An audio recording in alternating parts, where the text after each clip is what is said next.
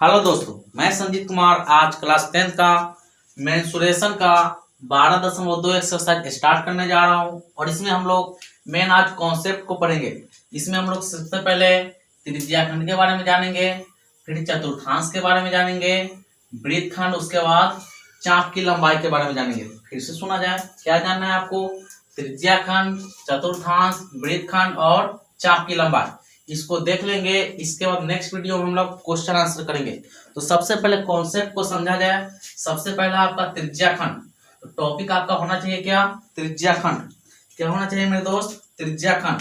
तो टॉपिक हो गया मेरे दोस्त त्रिज्या खंड। लो, त्रिज्या खंड, त्रिज्या खंड। अगर आप लोग पार्ट 1, 2, 3 वीडियो नहीं देखे हैं तो जाके जरूर देखिएगा, अच्छा लगेगा। इसमें हम लोग सबसे पहले त्रिज्या खंड में देखिएगा, ये आपका क्या है? ये आपका वृत्त है। ये क्या है मेरे दोस्त? ये आपका वृत्त है और वृत्त के बीच में हमने बताया था केंद्र होता है। क्या होता है मेरे दोस्त? केंद्र होता है। और केंद्र से कहीं भी चले जाइए, ये त्रिज्या होता है। त्रिज्या को आर से सूचित करेंगे। अगर इधर गए तो ये त्रिज्या, अगर इधर आएंगे तो ये भी तो त्रिज्या होगा, है ना? तो ये भी त्रिज्या हो गया। अब देखिएगा, दोनों त्रिज्या से जो क्षेत्रफल बन रहा है, दोनों त्रिज्या के बीच में जो क्षेत्रफल बन रहा है, इसी क्षेत्रफल को बोलते हैं त्रिज्या खंड का क्षेत्रफल। क्या बोलना है? ये वाला क्षेत्र को बोलना है त्रिज्या खंड, है ना? ये आपका त्रिज्या खंड है। ये आपका क्या है? त्रिज्या खंड। ये क्या है मेरे दोस्त? त्रिज्या खंड। अब देखिएगा, ये त्रिज्या खंड है तो आप बोलोगे सर इसका जो ये वाला पार्ट है, इसका देखिएगा, ये भी त्रिज्या, ये भी त्रिज्या, तो इधर वाला पार्ट भी तो त्रिज्या खंड है ना? तो हम बोलेंगे बिल्कुल सही बात है, ये भी आपका त्रिज्या खंड है। ये क्या है मेरे दोस्त? ये भी आपका त्रिज्या खंड है। लिख दिए त्रिज्या खंड, त्रिज्या खंड, त्रिज्या खंड। अब देखिएगा फर्क क्या है, तो देखिएगा ये वाला जो भाग है ये छोटा है और ये बड़ा है। छोटा को बुआ हम लोग बोलते हैं लघु, तो इसको बोलेंगे लघु त्रिज्या खंड। इसको क्या बोलना है? लघु त्रिज्या खंड। और ये वाला बड़ा है, बड़ा को बोलते हैं दीर्घ, इसको बोलना है दीर्घ त्रिज्या खंड। फिर से सुना जाए, हुआ दो को त्रिज्या से वृत्त में जो क्षेत्र घिरा होगा उसको त्रिज्या खंड बोलते हैं, और जो छोटा होगा उसको लघु त्रिज्या खंड, बड़ा होगा उसको बड़ा त्रिज्या खंड। अब देखिएगा तो यहाँ पे कुछ कोण भी बन रहा होगा, ये वाला त्रिज्या और ये वाला त्रिज्या के बीच में यहाँ पे कुछ कोण भी बन रहा होगा। हम मान लेते ये कोण कितना है? थीटा डिग्री, थीटा डिग्री है। अब देखिएगा, अगर इसका क्षेत्रफल निकालना चाहे तो एक तो डायरेक्ट हम लिखवा सकते हैं, कैसे आता है वो बताते हैं हम आपको, है ना? तो देखिएगा, आपको पता है कि वृत्त का जो क्षेत्रफल होता है, चूंकि वृत्त का क्षेत्रफल, है ना, चूंकि क्या होता है मेरे दोस्त, 360 डिग्री पर, 360 डिग्री पर वृत्त का क्षेत्रफल क्या होता है मेरे दोस्त? वृत्त का क्षेत्रफल आपको पता है पाई आर स्क्वायर होता है। हमने बताया था वृत्त का क्षेत्रफल पाई आर स्क्वायर होता है, वो भी कहाँ? 360 डिग्री पर। देखिए तो ये पूरा डिग्री पर 360 डिग्री होता है और इसी पर वृत्त का क्षेत्रफल होता है पाई आर स्क्वायर। तो हम बोले कि 1 डिग्री पर वृत्त का क्षेत्रफल कितना होगा मेरे दोस्त? तो पाई आर स्क्वायर और बटा में 360। बिल्कुल, 1 डिग्री पर पाई आर स्क्वायर बटा में 360। हम बोले कि थीटा डिग्री पर निकाल देते हैं, है ना? तो इसीलिए थीटा डिग्री पर वृत्त का क्षेत्रफल, वृत्त का क्षेत्रफल क्या होगा मेरे दोस्त? तो पाई आर स्क्वायर बटा में 360 और गुना में क्या होगा? थीटा, है ना? और इसी को क्या बोलते हैं मेरे दोस्त? त्रिज्या खंड। थीटा डिग्री पर ही जो वृत्त का क्षेत्रफल होता है उसको त्रिज्या खंड, तो त्रिज्या खंड बोल दे, त्रिज्या खंड। सिंपल अगर त्रिज्या खंड बोले तो समझ जाइएगा कि लघु त्रिज्या खंड की चर्चा हो रहा है, या लघु त्रिज्या खंड बोले, लघु त्रिज्या खंड, लघु त्रिज्या खंड का क्षेत्रफल। तो आपको याद रखना है पाई आर स्क्वायर थीटा बटा में 360, है ना? क्या याद रखना है? पाई आर स्क्वायर थीटा बटा में 360। तो लघु त्रिज्या खंड का क्षेत्रफल क्या हुआ? पाई आर स्क्वायर थीटा बटा में 360। इसको हम फिर से अलग लिख देते हैं, कैसे आया से आप लोग जरूर लिखिएगा, है ना? इसके बाद हम लोग दीर्घ त्रिज्या खंड की चर्चा करेंगे। पहले लघु त्रिज्या खंड का क्षेत्रफल ऊपर में हम लिख देते हैं, लघु त्रिज्या खंड का क्षेत्रफल, लघु त्रिज्या खंड का क्षेत्रफल, का क्षेत्रफल क्या हो गया? पाई आर स्क्वायर थीटा बटा में 360। इसके बाद देखेंगे दीर्घ त्रिज्याखंड का क्षेत्रफल। मेरे दोस्त ये वाला पार्ट का क्षेत्रफल निकल गया कितना, आप बोलोगे 360 डिग्री। कितना निकला, 360 डिग्री। कितना, नहीं, पाई आर स्क्वायर थीटा बटा में 360 इसका क्षेत्रफल निकला। अब हमको चाहिए दीर्घ त्रिज्याखंड, तो ये वाला भाग का क्षेत्रफल और ये वाला भाग का क्षेत्रफल निकालना है। तो पूरा का क्षेत्रफल में से अगर ये वाला हम लोग साइड कर देंगे तो जो बचेगा यही बचेगा। तो दीर्घ त्रिज्याखंड का क्षेत्रफल निकालना है ना। दीर्घ त्रिज्याखंड का क्षेत्रफल, दीर्घ त्रिज्याखंड का क्षेत्रफल निकालना हो तो आपको किसकी जरूरत है, पहला नंबर तो पूरा का क्षेत्रफल पता होना चाहिए। पूरा क्या है, तो पूरा बुआ ब्रीथ है। क्या है, पूरा ब्रीथ है। तो ब्रीथ का क्षेत्रफल, ब्रीथ का क्षेत्रफल, और इसमें से साइड किसको करना होगा, ये वाला भाग को। तो लघु त्रिज्याखंड का क्षेत्रफल माइनस लघु त्रिज्याखंड का क्षेत्रफल, लघु त्रिज्याखंड का क्षेत्रफल। तो दीर्घ त्रिज्याखंड का क्षेत्रफल बराबर क्या याद रखना है, ब्रीथ का क्षेत्रफल माइनस का लघु त्रिज्याखंड का क्षेत्रफल। अगर फार्मूला आप निकालना चाहते हैं तो ब्रीथ का क्षेत्रफल होता है मेरे दोस्त पाई आर स्क्वायर माइनस लघु त्रिज्याखंड का क्षेत्रफल अभी निकाले पाई आर स्क्वायर थीटा बटा में 360। इसके नीचे कुछ नहीं तो एक एलसीएम लीजिएगा बउआ की तरह 360 डिग्री। अब देखिएगा एक से इसमें भाग करेंगे 360 आएगा। या ऐसा काम करो कि भाग वाला काम खत्म करो, ये काम करो कि पाई आर स्क्वायर यहाँ भी दिख रहा है, पाई स्क्वायर यहाँ भी दिख रहा है। तो पाई आर स्क्वायर को हमने कॉमन ले लिया, पाई स्क्वायर कॉमन लिया तो देखिएगा इसमें कुछ नहीं बच रहा, यानी कि एक बचेगा माइनस पाई आर स्क्वायर यहाँ से भी कॉमन ले लेगा तो थीटा बटा में 360 बचेगा। तो आप लोग जैसा याद रखे, आपको याद रखना क्या है, तो दीर्घ त्रिज्याखंड का क्षेत्रफल बराबर पूरा में से लघु त्रिज्याखंड को घटा देना है। ठीक है, फॉर्मूला अपने हिसाब से सभी टीचर बताता है। इसके बाद देखिएगा त्रिज्याखंड में बहुआ दो त्रिज्याखंड का क्षेत्रफल याद होना चाहिए क्या, तो लघु त्रिज्याखंड और दीर्घ त्रिज्याखंड। चलिए आशा है त्रिज्याखंड आपका क्लियर हो गया होगा। इसके बाद हम लोग चलेंगे वृत्तखंड के बारे में, है ना। इसके बाद किसके बारे में, वृत्तखंड। उससे पहले आपको फॉर्मूला को एक तरफ हम लिख देते हैं कि लघु त्रिज्याखंड, लघु त्रिज्याखंड का क्षेत्रफल क्या होता है मेरे दोस्त, पाई आर स्क्वायर थीटा बटा में 360। दीर्घ त्रिज्याखंड का क्षेत्रफल क्या होता है मेरे दोस्त, पाई आर स्क्वायर में से घटा देना है पाई आर स्क्वायर थीटा बटा में 360, या ज्यादा कीजिएगा तो pi R square common 1 minus theta बटा में 360। इसके बाद हम लोग देखेंगे अगला टॉपिक आपका क्या होना चाहिए मेरे दोस्त, तो होना चाहिए मेरे दोस्त वृत्तखंड। क्या होना चाहिए, वृत्तखंड। तो अगला टॉपिक आप बना लिया जाए वृत्तखंड, है ना। और जब जब मंजिल ने हौसलों से कहा तेरे बस की बात नहीं, हौसलों ने मंजिल की आंखों में आंखें डाल के कहा चल झुट्टी तेरे इतनी औकात नहीं। तो हम लोग अब आ रहे हैं वृत्तखंड पर। आपका पहला नंबर ये क्या है, ये आपका वृत्त है। क्या है मेरे दोस्त, वृत्त है। और आपको हमने पार्ट 1 में बताया कि वृत्त को कोई रेखा अगर दो परिधि को स्पर्श करे, वृत्त की परिधि को दो जगह स्पर्श करे तो उस रेखा को बोलते हैं जीवा। क्या बोलते हैं, जीवा। तो ये आपका क्या है, जीवा, जीवा। अब देखिएगा यहाँ पे इसका केंद्र होगा, केंद्र से यहाँ के बीच की दूरी को त्रिज्या बोलते हैं। केंद्र से कहीं भी चले जाइए परिधि पर त्रिज्या कहलाता है। तो ये त्रिज्या, तो ये भी त्रिज्या, ये क्या कहलाएगा, त्रिज्या। अब देखिएगा उससे पहले थोड़ा सा आपको त्रिभुज के बारे में पता होना चाहिए। क्या पता होना चाहिए, तो थोड़ा सा जान लिया जाए क्या होता है। ऐसे आपको त्रिकोणमिति में ज्यादा समझ में आएगा। अभी थोड़ा सा बताने की कोशिश करते हैं। मान लिया जाए ये आपका कोई त्रिभुज है ना, और ये वाला भुजा और ये वाला भुजा बराबर है। ठीक है, ये वाला और ये वाला भुजा बराबर है। तो इसका अगर क्षेत्रफल निकालना हो तो 1/2 गुना ये दोनों का गुना कीजिएगा तो ए स्क्वायर और साइन थीटा। थीटा का मान क्या होगा मेरे दोस्त, यहाँ वाला थीटा। ठीक है, अगर मान लिया जाए, अगर सही बात है तो अगर देखते हैं ये आपका मान लिया जाए समकोण त्रिभुज है। ये क्या है मेरे दोस्त, समकोण त्रिभुज। कौन सा त्रिभुज, समकोण त्रिभुज।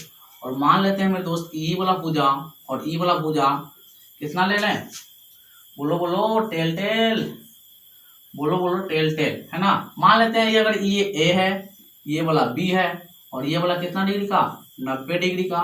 तो फार्मूला होता है इसे 1/2 आधार गुना ऊंचाई, आधार गुना ऊंचाई। और देखो तो 1/2 आधार का मान हुआ ए है और ऊंचाई का मान हुआ बी है, ठीक है। अगर इस रूल से हम बनाए कि 1/2 दोनों भुजा का गुणनफल ए गुना बी और साइन थीटा, थीटा का मान कितना है 90, 90 आपको पता होना चाहिए। साइन 90 का मान कितना होता है, तो साइन 90 का मान 1 होता है, 1/2 ए बी आ गया, 1/2 ए बी था। तो याद रखिएगा कि अगर ये ए है और ये भी ए है तो दोनों का गुना हो जाएगा। हो सकता है कि कुछ ऐसा भी आ जाए, अगर मान लिया जाए ई वाला ए है, ई वाला बी है और इसके बीच का कोण पता है थीटा, तो 1/2 ये दोनों का गुणनफल ए बी और साइन थीटा, ठीक है। इस तरीका से चलता है। तो अब हम लोग वृत्तखंड पाते हैं, ये थोड़ा सा अलग का नॉलेज था। चलिएगा अब देखिए वृत्तखंड, आपको वृत्तखंड होता क्या है, तो देखिएगा जीवा और परिधि के बीच में ये वाला क्षेत्र है ना, जीवा और परिधि के बीच में देखिएगा यही वाला क्षेत्र है, और इसी क्षेत्र को बोलते हैं हम लोग वृत्तखंड। क्या बोलते हैं, वृत्तखंड, वृत्तखंड, वृत्तखंड। अब देखिएगा आप बोलिएगा कि गुरुजी ये जो जीवा है इसके ऊपर में तो क्षेत्र है, इसके ऊपर भी तो क्षेत्र है ना, बिल्कुल क्षेत्र है, तो ये वृत्तखंड होना चाहिए। हम बोलेंगे बिल्कुल वृत्तखंड होगा, है ना। अब देखिएगा फर्क क्या है वृत्तखंड में, तो ये वाला छोटा है इसलिए इसको बोलेंगे लघु वृत्तखंड, और ये वाला बड़ा इसलिए इसको बोलेंगे दीर्घ वृत्तखंड। समझ में आ रहा होगा, है ना। नीचे वाला छोटा इसलिए इसको लघु वृत्तखंड, ऊपर वाला बड़ा इसलिए इसको दीर्घ वृत्तखंड। अब देखिएगा वृत्तखंड का क्षेत्रफल के बारे में चलते हैं।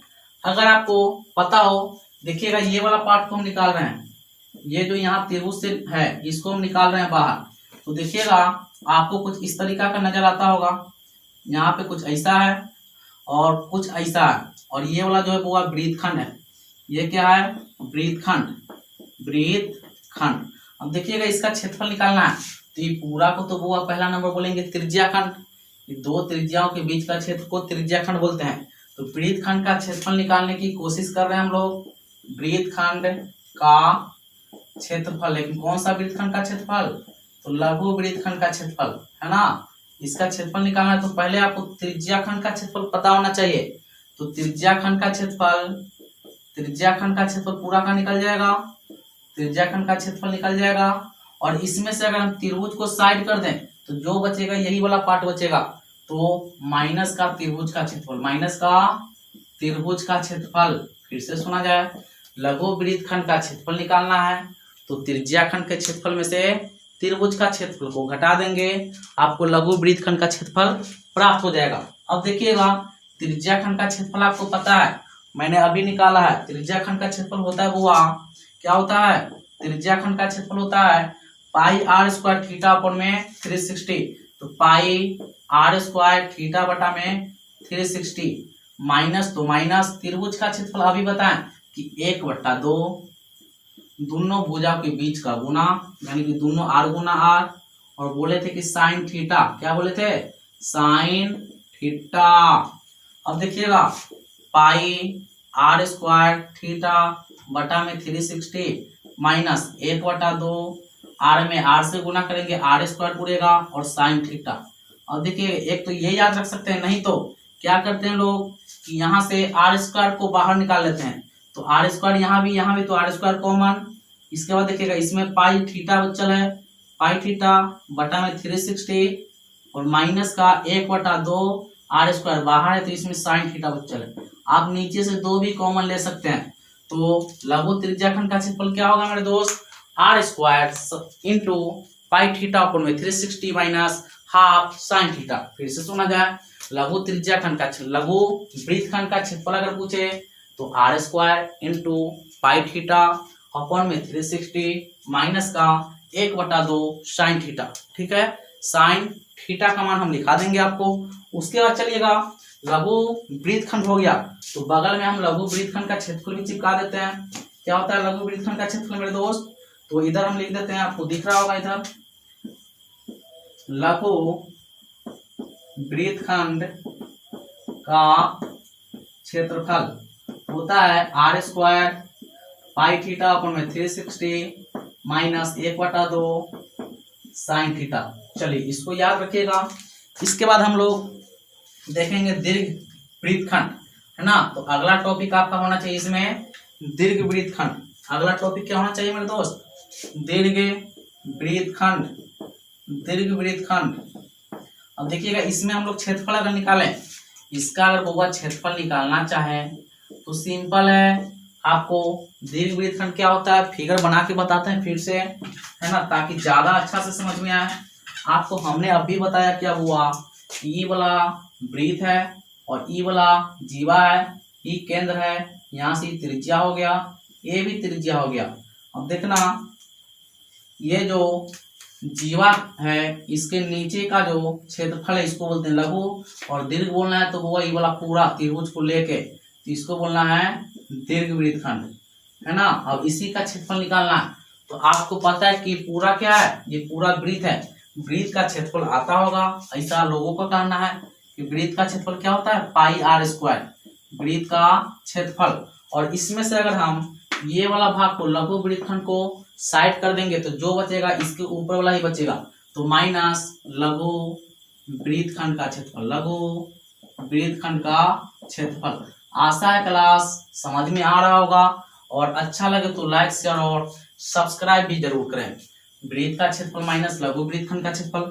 अब देखिएगा अगर फॉर्मूला तक जाना चाहे तो वृत्त का क्षेत्रफल होता है पाई आर स्क्वायर माइनस, और लघु वृत्तखंड का क्षेत्रफल अभी हमने बताया क्या होता है R square pi theta upon में 360 माइनस 1/2 साइन थीटा, है ना। अब देखिएगा अगर आपको मन है तो आर स्क्वायर यहाँ भी बाहर निकाल दें, चलो निकाल देते हैं। अब देखिएगा इसमें है पाई माइनस आर स्क्वायर बाहर, तो अंदर में क्या है मेरे दोस्त, अंदर में यही वाला पार्ट को लिख दो पाई थीटा अपॉन में 360 माइनस 1/2 साइन थीटा। आपको फार्मूला याद रखने की जरूरत नहीं है, सिंपल याद रखिएगा कि दीर्घ वृत्तखंड का क्षेत्रफल क्या होगा, तो वृत्त का क्षेत्रफल माइनस लघु वृत्तखंड का क्षेत्रफल। फिर से सुना जाए, वृत्त का क्षेत्रफल माइनस लघु वृत्तखंड का क्षेत्रफल। तो इधर हम दीर्घ वृत्तखंड का क्षेत्रफल लिख देते हैं, दीर्घ वृत्तखंड का क्षेत्रफल, दीर्घ वृत्तखंड का क्षेत्रफल, वृत्तखंड का क्षेत्रफल क्या होता है मेरे दोस्त, तो इधर लिख देता हूं मैं कि होता है क्या होता है वृत्त का क्षेत्रफल, वृत्त का क्षेत्रफल माइनस लघु वृत्तखंड का क्षेत्रफल, लघु वृत्तखंड का क्षेत्रफल, है ना। और एक शायरी है क्या कि तुम्हें जीने में आसानी बहुत है, क्या है मेरे दोस्त, कि तुम्हें जीने में आसानी बहुत है, तुम्हारे खून में पानी बहुत है ना।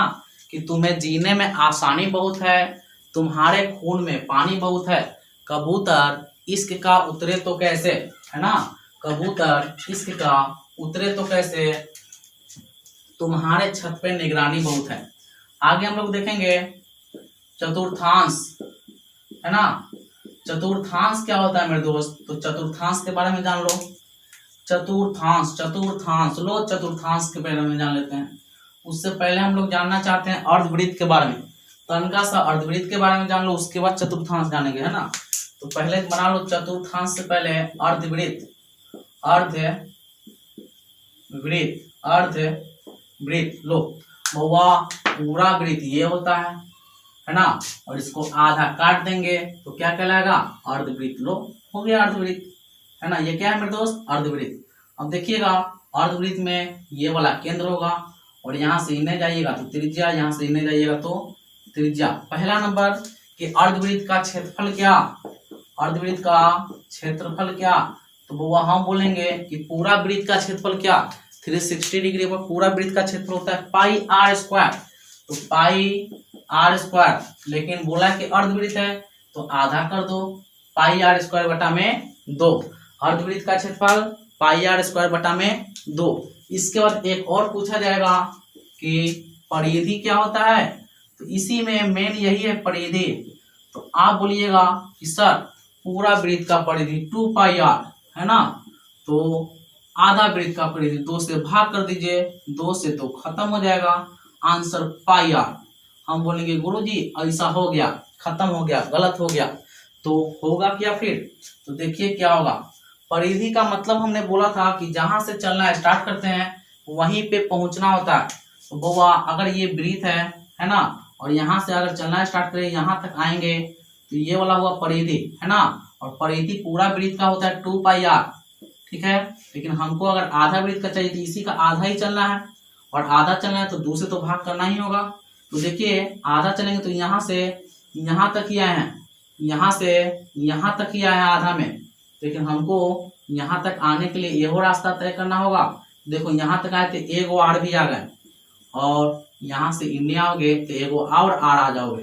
तो देखो 2 से 2 खत्म, इन्हें पाई आर है, और एगो आर प्लस एगो आर का होगा 2 गो आर। अब देखो दोनों में आर है तो आर को हमने बाहर निकाला, इसमें पाई बचल है और इसमें 2 बचल है। तो मेरे दोस्त परिधि का फॉर्मूला क्या होगा अर्धवृत्त का? तो r इंटू पाई प्लस का 2। फिर से सुना जाए, अर्धवृत्त का क्षेत्रफल पूछे पाई आर स्क्वायर बटा में 2, अर्धवृत्त की परिधि पूछे r इंटू पाई प्लस का 2। इसके बाद हम लोग देखेंगे चतुर्थांश। इससे पहले क्या देखेंगे? चतुर्थांश। लेकिन उससे पहले क्या करें, उससे पहले एक नोट लिख लो, एक नोट लिख लो, एक नोट लिखा जाए, है ना। एक नोट लिख लो कि अर्धवृत्त में, अर्धवृत्त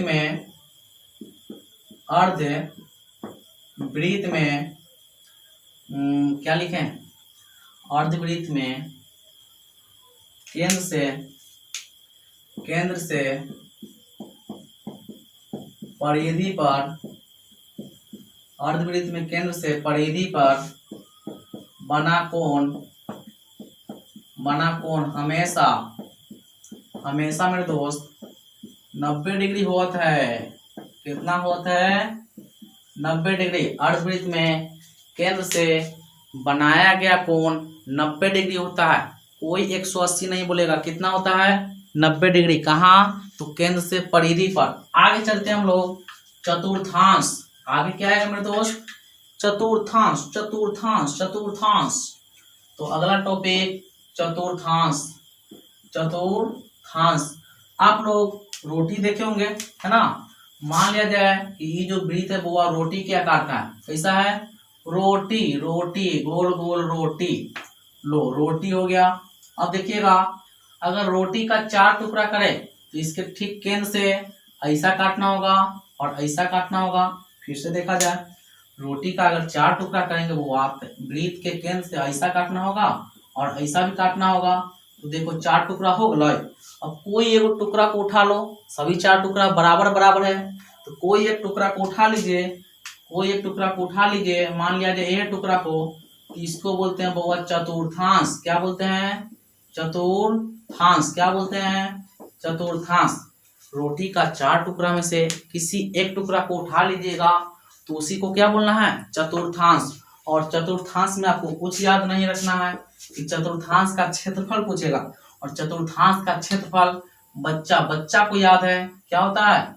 बच्चा जानता है कि पाई आर स्क्वायर, यानी कि पूरा वृत्त का क्षेत्रफल होता है पाई आर स्क्वायर, और उसका चौथा भाग है तो 4 से भाग कर दो।